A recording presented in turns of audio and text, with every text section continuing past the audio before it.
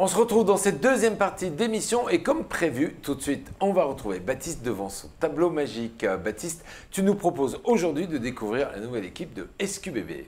Exactement, l'équipe version 2022-2023, beaucoup de nouveaux joueurs et avant de faire connaissance avec eux physiquement et en vrai ce soir, on va découvrir chaque joueur un par un, retracer un petit peu leur profil, leurs points forts et surtout vous donner les postes auxquels ils vont jouer cette année. Alors on va commencer par Terrell Gomez, il arrive de Dijon et il était à Dijon en février de l'année dernière. Exactement, Terrell Gomez, jeune joueur d'ailleurs, petit aussi par la taille mais grand par le talent, 1m73. Une saison partagée entre la deuxième division turque et la Betclic Elite comme tu l'as dit Bertrand. Il nous vient de l'université de San Diego et va découvrir pour la première fois de sa jeune carrière professionnelle la Pro B. Un peu omniprésent, pas vraiment dans le rendement qu'on espérait du côté de Dijon. En tout cas en Turquie, il était vraiment irrésistible avec quasi 22 points de moyenne. 3,4 rebonds, 4 passes et une évaluation quasi de 20, c'est dire le jeune talent et potentiel qu'a ce Terrell Gomez. À quel poste est-ce qu'il va jouer? Alors lui c'est un meneur de jeu, vous l'avez compris, c'est un poste 1 comme on le dit dans le jargon et c'est un Américain. Voilà. Pour ceux qui ne savent pas, dans le tableau magique, le poste 1 se retrouve où? Alors juste là, je vais remettre mon petit tableau, juste là vous le voyez, au niveau de la croix, juste là, c'est le meneur de jeu, c'est vraiment lui qui distribue le ballon, qui met en place les systèmes de jeu notamment et qui fait c'est un peu le cerveau dans le 5 majeur. Ok, c'est noté. On enchaîne. Lui, il nous vient des États-Unis et ça va être pour lui une découverte du basket pro français. Il s'appelle Brandon Horvat. Alors, pourquoi il y a une vraie différence entre le basket français et le basket américain? Je pense qu'on ne le répétera jamais assez. Évidemment qu'il y a une très grande différence entre le basket américain et le basket français. On l'a bien vu notamment lors de l'Eurobasket qui s'est achevé dimanche. Le jeu FIBA et le jeu NBA est totalement différent, on l'a vu. Mais pour revenir à Brandon Horvat, il nous vient de l'université de Maryland et de Utah State. L'année dernière, cet intérieur américain doté de solides fondamentaux. Vous allez le voir, compilé 14 points de moyenne, quasi 7 rebonds pour 3 passes et 15 dévals en NCAA. Pour moi, c'est le joueur surprise de cette saison. Et en plus, un de ses points forts, vous le voyez, c'est qu'il est capable de shooter à longue distance. Un intérieur qui sait shooter, ça promet. Alors, un intérieur qui sait shooter et sa position sur le terrain? Alors, c'est juste là, on va me remettre le tableau magique. C'est vraiment là, vous le voyez, hop, juste là, et voilà. C'est même pas un intérieur, je dis des bêtises, c'est un poste 4, c'est un ailier fort, capable de jouer aussi à l'intérieur, mais capable de se retirer pour prendre des shoots. Poste 4 et non poste 5. Alors, c'est pas des postes définitifs que d'être là. Non, mais on sait très bien que ce joueur-là ne va pas jouer meneur de jeu. Ça, c'est certain. Il peut être amené à jouer en 5 au lieu de poste 4, mais voilà. Il peut jouer en 5 ou en 4. Il va aussi entre poste 4 et poste 5, ailier fort intérieur. Ok. On enchaîne avec quelqu'un que l'on connaît bien, William Pfister. Je ne sais même pas si j'ai besoin de vous le présenter encore une fois. Pour ceux qui découvrent. Encore une fois cette saison. William Pfister qui signe sa 3e saison au SQBB, 27 ans, plus de 2 mètres. Une première partie de saison un peu compliquée, on l'a retrouvé lors des matchs retour où il a vraiment pris le contrôle de la raquette du SQBB et Julien Mahé pourra forcément s'appuyer encore sur lui. Il est capable de jouer dos au panier mais aussi aller prendre des rebonds et défendre l'arceau. William Pfister, on va compter sur lui cette année. Alors je dirais que s'il fallait retenir une qualité de William Pfister, moi, je dirais généreux parce qu'il sait jouer aussi au service des autres. Il va jouer pour lui, mais il est capable aussi de servir ses coéquipiers. Et quand on sait être généreux et être gourmand sur les passes, c'est une sacrée qualité pour un basketteur. On enchaîne avec, comment on va dire, le capitaine de cette équipe. Enfin voilà, celui qui emmène tout le monde derrière lui. Je pense que Captain Gilet, comme je l'appelle, il fait partie des murs à Pirate. On pourrait même peut-être rebaptiser un jour le palais en son nom. 6e saison au club pour Benoît Gilet. L'année dernière, il compilait 8,4 points de moyenne, 3 rebonds, 3,4 passes décisives, une interception pour un 9 déval. La grosse qualité de Benoît, même les deux qualités, c'est qu'il a une vision de jeu qui est juste extraordinaire. On le voit à chaque match. Et aussi, quand il prend feu à longue distance, il faut sortir l'extincteur.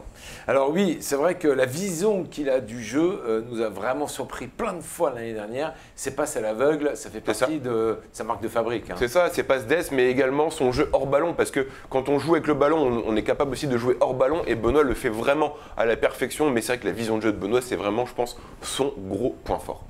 Alors lui, il nous vient du Pôle France, cette institution, il avait rejoint en 2018, d'ailleurs avec une année d'avance par rapport à son âge normal, hein, on va dire. Il se nomme Melvin Ajinça. Et Melvin Ajinça, je pense que ce nom, vous le connaissez, Ajinça, Alexis, hein, pour ceux qui ne le connaissent pas encore, c'est le cousin de Melvin. Il a joué en équipe de France, Alexis, il a joué également en NBA. Et son cousin Melvin a atterri en Pro B après une très belle saison l'année dernière en National 1 du côté du Pôle France, comme l'a dit Bertrand. 12 points de moyenne, 3,5 rebonds, une passe en 29 minutes. C'est un gaucher, ça c'est des très bons les gauchers. Il va découvrir la Pro B. Et cet été d'ailleurs, le cousin d'Alexis a disputé l'Eurobasket U18 avec la génération comme Kimani Winsu, Rupert, Sissoko, etc. C'est un super potentiel à l'avenir. C'est d'ailleurs son point fort, un très gros potentiel. Et Melvin ne cache pas ses ambitions de gagner la NBA dans quelques années. C'est un vrai jeune, là. Hein, c'est un vrai jeune. Et c'est pas un jeune qu'on a pris parce qu'il faut faire un nombre. C'est vraiment un potentiel. Et je pense que Julien, il va réussir à le tirer vers le haut et en tirer le meilleur de ce joueur, Melvin Ajinça.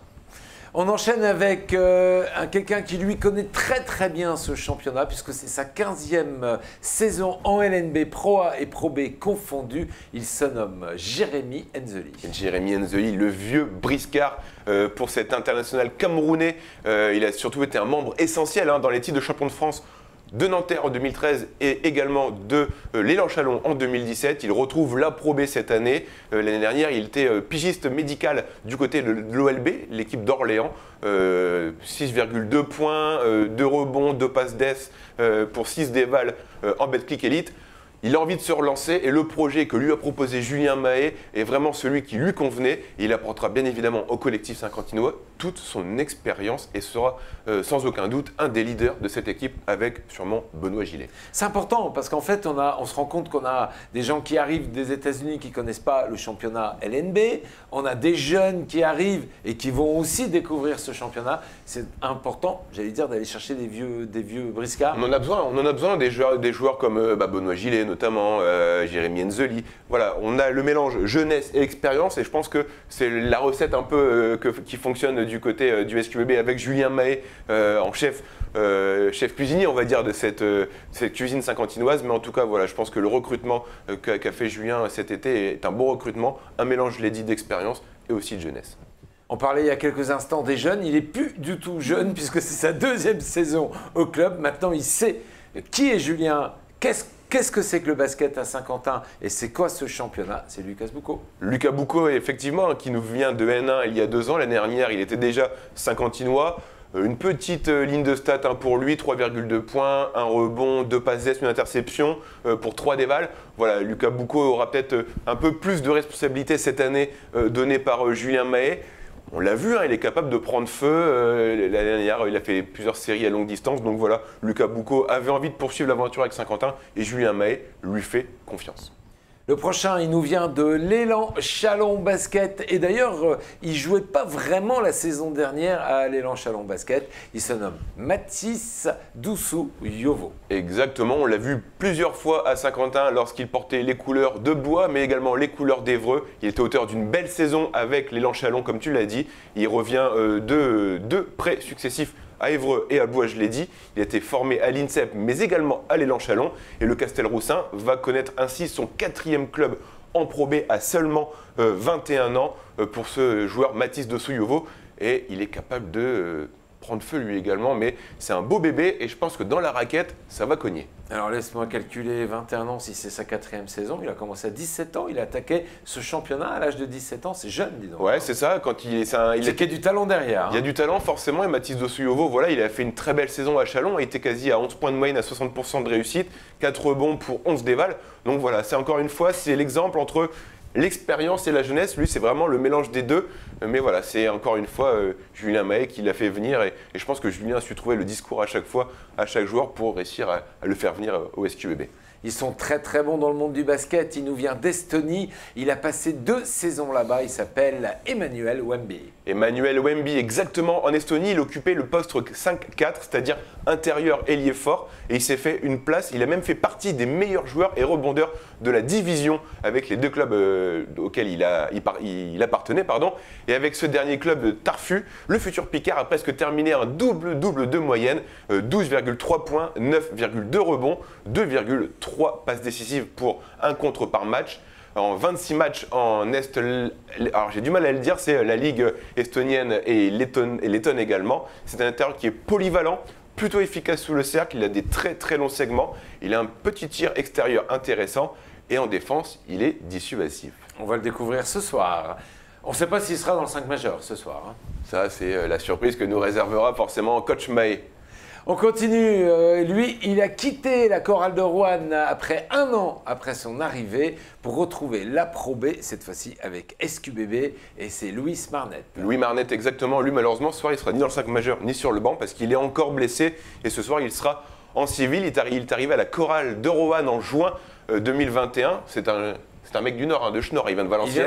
Il vient de Valenciennes et il revient par la Pro B. D'ailleurs, il était passé par l'équipe de Souffel-Weiersheim avant la fusion. Il nous avait fait mal, je me souviens, il y a 2 ans. 12 points de moyenne, 4 passes décisives, 3 rebonds pour 12,2 dévals en 28 minutes. La saison dernière, c'était un petit peu compliqué en Betclic Elite avec Rohan.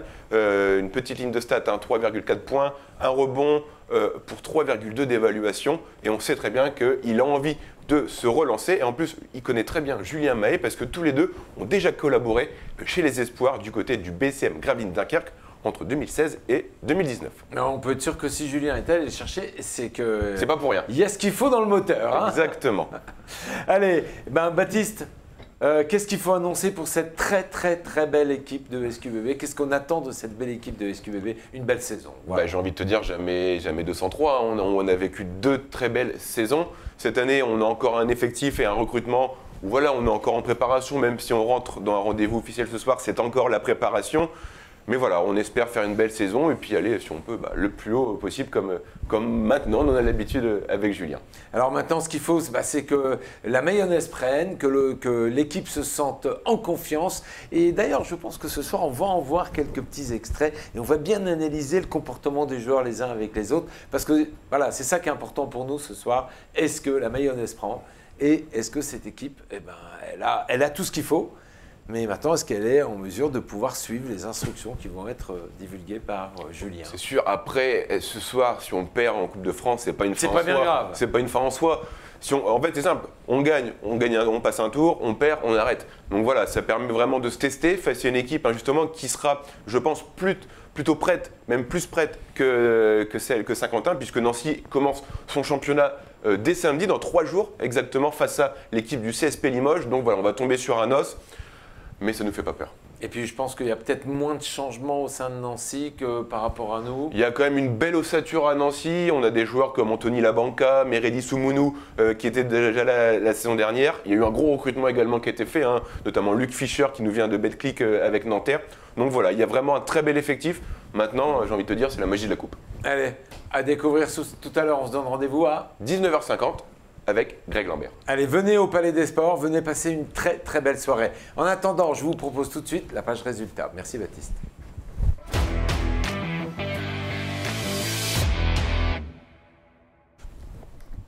Allez, on va découvrir maintenant les résultats avant la grande rencontre de ce soir. La Coupe de France, c'est dans quelques instants, à partir de 19h50. Et on commence avec toi, Baptiste. Un week-end et un déplacement qui s'annonçait difficile pour les filles du SQHB. Exactement, qui s'annonçait vraiment difficile face à une équipe qui descend de N1, on le rappelle. Les Saint-Quentinoises avaient un effectif réduit, mais grâce à une très grosse deuxième mi-temps, notamment en termes défensifs et en encaissant que 9 buts, les filles sont revenues au score pour l'emporter 27-25, 2 sur 2 pour les filles de Benjamin Desmarais. Le prochain match est encore en déplacement, ce sera ce week-end du côté de Hasbrook. Cette fois-ci, Hasbrook est un concurrent pour le maintien. Encore une fois, jamais 203. On remercie Benjamin pour les images. On remercie bien évidemment Benjamin pour les images qui nous a fourni aussitôt le lendemain après le match. Du côté du rugby, Bernard, avec toi, le Vert n'est pas au rendez-vous malheureusement. Non, le Vert n'est pas au rendez-vous malheureusement, comme tu dis, mais bon, il faut... On savait que quand on allait là-bas à Saint-Paul, que ça allait être très dur. C'est une équipe qui est classée au-dessus de nous dans le tableau, enfin dans la division. Donc on savait que, mais bon, l'important, les joueurs se sont déplacés, ils ont étraîné leur nouveau bus, leur nouveau maillot. Malgré la défaite, ils ont quand même fait la troisième mi-temps. Bon, on s'est incliné 55-7. Mais bon, le score en rugby, ça va tellement vite que ça ne veut rien dire. Ouais, voilà. Donc, qu'est-ce qu'on peut rajouter sur cette rencontre? On peut dire que déjà l'équipe de Saint-Paul-sur-Mer était plus au complet que celle de Saint-Quentin. Le RCSQ a encore malheureusement une infirmerie qui est déjà bien remplie. Et on va donner rendez-vous à tout le monde dès dimanche du côté du stade Marcel Bienfait pour la réception de l'équipe de Marc-en-Barœul. Un autre pensionnaire des niveaux supérieurs contre qui, forcément, on s'attend encore une fois à un gros match. Donc n'hésitez pas à venir dès dimanche au stade Marcel Bienfait. Bernard, un complément? Ouais, on va rajouter que ce match n'était pas prévu. Donc il y avait des joueurs qui avaient prévu, eux, d'aller dans la famille et tout. Et c'est pour ça qu'il manquait un peu d'effectifs au RCSU de Saint-Quentin. Donc c'est vrai qu'ils n'étaient pas au complet. Et ils ont quand même fait le déplacement. Alors on les attend dimanche prochain. On les attend dimanche prochain. Et le public aussi. Et le public aussi. Encore un gros match. En ce moment, on prend les gros, si tu veux, du classement du rugby. Mais bon. Normalement, le match est à 15h. Donc ouais. On reprécisera l'heure vendredi. Mais c'est 15h. C'est 15h à Marcel. Au stade Marcel Bienfait, l'entrée est 100% gratuite. Ah bah oui. Et une très bonne ambiance. Ah ouais, c'est sûr que... Et des super maillots. Eh ben voilà, allez, venez tous supporter le rugby saint-quentinois. C'est une très belle sortie que vous pouvez faire le dimanche après-midi. Et tout ça pour supporter un beau club d'ailleurs, qui a de très belles valeurs. On enchaîne et on va du côté de l'OSQ qui nous apporte de bonnes nouvelles, messieurs. Cette fois-ci, c'est moi qui ai du verre sur mes tablettes. C'est pour ça qu'il s'est mis sur lui. Pour une fois que j'annonce des bonnes nouvelles ou des victoires, je ne m'en prive pas. Effectivement, l'OSQ a ouvert et débloqué son compteur de victoires. Victoire 2-1 face à l'équipe de Sainte-Geneviève. Un déplacement qui était pour le coup pas forcément gagné d'avance. Et en tout cas, les Olympiens se sont imposés et dans le même temps s'emparent de la 10e place au classement. Ils font un sacré bond en avant. Maintenant, il faut que ça continue. Mais ce week-end, pas de championnat, place à la Coupe de l'Aisne. Ben voilà, donc on se rend compte que, allez, 1 ou 2 victoires et on remonte dans le haut du championnat. On est bien au début de saison. C'est très important de ne pas se laisser distancer dans ce début de saison. Surtout on marque des buts. Ouais, bravo aux joueurs de l'OSQ. Allez, tout de suite, c'est sans changer de page, c'est la rubrique de la preview du match de ce soir. Ça y est, c'est le premier rendez-vous officiel, Baptiste. Ça va être dans quelques instants, enfin, allez, dans une demi-heure, 3/4 d'heure. Le temps de partir au palais et de se retrouver là-bas. On rappelle, on en a déjà parlé tout au long de cette émission, les 64e de Coupe de France face au SLUC Nancy qui viennent de monter après la saison dernière en Betclic Elite. Premier rendez-vous officiel, on l'a dit. Et Julien s'attend forcément à un gros match, un match qui sera encore dans la lignée de la préparation. Et il compte également sur un public nombreux pour pousser les Saint-Quentinois, pourquoi pas, à la victoire. Tu es allé à la rencontre de Julien Mahé, on t'écoute. Avoir la chance de jouer en Coupe de France une équipe de Pro A, c'est déjà une opportunité de jouer face à un adversaire plus huppé, d'avoir un match de qualité. C'est aussi, pour moi, l'objectif principal de la Coupe de France, c'est cela, c'est de pouvoir offrir au public saint-quentinois également la possibilité de voir une équipe de l'élite. C'est le cas. Il y avait peu de chances pour que ça arrive puisque seulement 2 clubs de l'élite sont dans le tirage au sort du premier tour, mais c'est le cas pour nous. Donc on va recevoir Nancy. L'important, c'est de jouer à domicile. Après, sur ce match-là, évidemment, on va y aller pour gagner, mais on n'est pas vraiment favori, on va dire. Recevoir une équipe, déjà, c'est la coupe, donc la coupe, vous gagnez, vous allez au tour suivant, vous perdez, vous êtes éliminé, donc on n'a absolument rien à perdre. Il faut juste jouer le match avec agressivité et avec envie de réussir. Maintenant, il n'y a rien de comparable avec ce qui s'est passé l'année dernière contre Gravelines parce que c'est le début de saison. Donc personne n'est encore vraiment prêt. L'équipe de Nancy le sera assurément un petit peu plus que nous puisqu'il débute le championnat samedi. Donc, et le public aussi. Le public nous a vu jouer qu'une seule fois en match amical. Donc c'est difficile aussi pour le public de s'adapter. On joue le mercredi, on joue le vendredi, on joue la coupe, on joue la Leaders Cup. C'est quand même un peu compliqué tout ça. J'espère cependant que la salle sera bien remplie parce que ça reste pour nous une affiche et un match plutôt sympa de début de saison. Alors la préparation pour moi elle est encore en cours. Cependant la seconde partie de la préparation se constitue de matchs officiels. Donc ils sont moins prioritaires que le championnat mais ils constituent quand même un objectif. Si on peut passer et aller au tour suivant de Coupe de France, c'est très bien. Et ensuite, on parlera de la Leaders Cup. Et la Leaders Cup, c'est pareil. Si on ne se qualifie pas pour les quarts de finale, c'est pas dramatique. Mais si on se qualifie, c'est toujours plus sympa. Ça nous fera des matchs en plus et des matchs à enjeu en cours de saison. Donc voilà, il faut. Nous, on n'est pas Évidemment, comme toutes les équipes de Pro B aujourd'hui, on est en cours de préparation. Maintenant, on doit faire avec le calendrier qui est le nôtre. On doit jouer des matchs officiels. Il faut les jouer avec envie, avec rigueur, intensité et avec surtout cette idée de vouloir progresser ensemble. Alors on vous donne rendez-vous à partir de 19h30 au Palais des Sports. Venez, les portes sont ouvertes. Et si vous ne pouvez vraiment pas aller au Palais des Sports, ça sera sur notre antenne à partir de 19h50. Et Baptiste sera en compagnie de Greg. Nous, on sera en régie pour vous permettre de passer une très belle soirée de basket. Avant de clôturer cette émission, je vous donne rendez-vous tout de suite après une petite page de pub pour retrouver notre nouveau rendez-vous mensuel HPS. C'est un rendez-vous où nous souhaitons vous permettre de vous informer sur les initiatives locales, sur des thématiques qui nous concernent tous. Au sommaire de ce premier rendez-vous de HPS, on va vous emmener découvrir le bar Signe, la langue des signes pour tous. On vous propose de découvrir des activités sportives adaptées pour le 4e âge et puis une très belle initiative, un temps calme pour faire ses courses dans des supermarchés. Regardez, ça marche plutôt pas mal. Messieurs, merci beaucoup d'avoir été à mon côté et on se donne rendez-vous tout à l'heure au match de basket et puis rendez-vous à vendredi pour débriefer tout ça. Vendredi, mais j'ai envie de vous poser une question. Votre pronostic? On ne change pas l'équipe qui gagne, je veux les pronos maintenant. Ah bah là, moi je dirais que c'est le début. Bah forcément, j'espère une victoire de SQBB, mais voilà, j'ai du mal à ce niveau de dire ce que ça va donner. J'espère une victoire de SQBB, je l'espère. Bernard? J'attends de voir les joueurs. Okay. Voilà, mais c'est difficile de donner un pronostic à ce stade parce que voilà, on a vu que des matchs amicaux. Donc on attend ce soir. Alors si tu veux bien, on en parlera pour le prochain match. D'accord ? Je note. Allez, bonne soirée à tous. Rendez-vous à 19h50 en direct sur notre antenne.